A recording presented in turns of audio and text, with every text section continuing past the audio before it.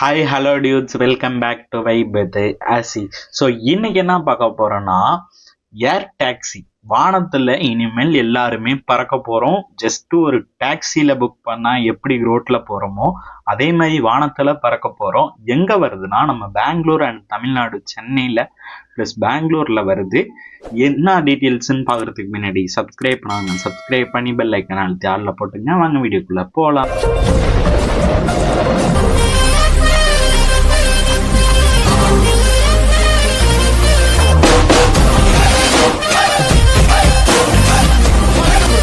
ஏர் taxi எல்லாருக்கும் பொதுவாகவே தெரியும்.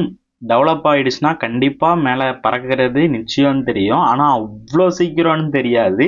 ஸோ இப்போதைக்கு ஏர் டாக்ஸி பிளான் பண்ணியிருக்காங்க. 73 கிலோமீட்டர் வருது பெங்களூர் சிட்டிலேருந்து ஏர்போர்ட் போகிறதுக்கு, பெங்களூர் ஏர்போர்ட்டு. ஸோ 1.5 மணி நேரத்துக்கு மேலே ஆகிறனால ஏர் டாக்ஸின்ட்டு சாரலா ஏவியேஷன்னு ஒரு நிறுவனம் ஏர் டாக்ஸி வரப்போகுது. ஸோ மக்களுக்கு இது ரொம்ப சேஃப்டி தான். ஹெலிகாப்டர்லையாவது மோட்ரு கம்மி தான். இதில் பார்த்தீங்கன்னா 7 மோட்ரு கிட்ட இருக்கு. ஸோ ரொம்ப சேஃப்டியாக பண்ணியிருக்காங்க. பேட்டரியில் தான் இருக்கு.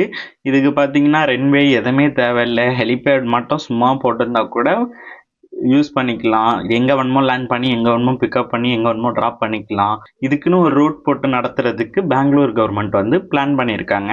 சாரலா ஏவியேஷன் குரூப். ஓகேங்களா, இது வரைக்கும் உள்ளது இந்த அப்டேட்டு. ப்ளஸ் என்ன, தமிழ்நாட்டில் என்ன பண்ணியிருக்காங்கன்னா, சென்னையில் டிக்கோ கம்பெனி பிளான் பண்ணிக்கிட்டு இருக்காங்க. டிக்கோ கம்பெனி பற்றி உங்களுக்கு தெரியும், தமிழ்நாட்டில் தான் இருக்குது. ஸோ அவங்களும் சென்னையில் கொண்டு வரலாம்.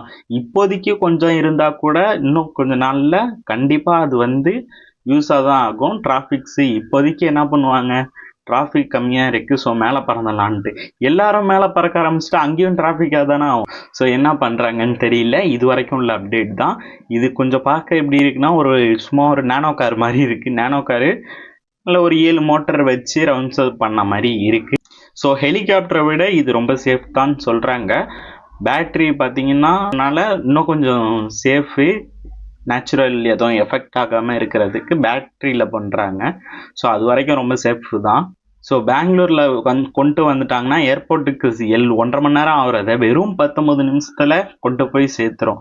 ஸோ அந்த அளவுக்கு பண்ண போகிறாங்க. எப்படி இருக்க போகுது, உங்களுக்கு இதில் பறப்பீங்களா மாட்டீங்களான்னு சொல்லி கமெண்ட் செக்ஷனில் கமெண்ட் பண்ணி விடுங்க. இந்த வீடியோ பிடிச்சிருந்துச்சுன்னா சப்ஸ்கிரைப் பண்ணி பெல் ஐக்கன் அழுத்தி ஆளில் போட்டுங்க. வரட்டா.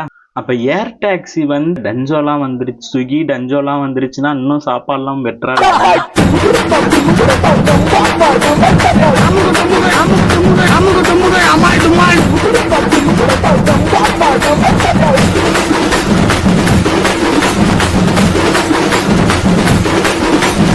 அமுக டுமுக அமால் டுமால்.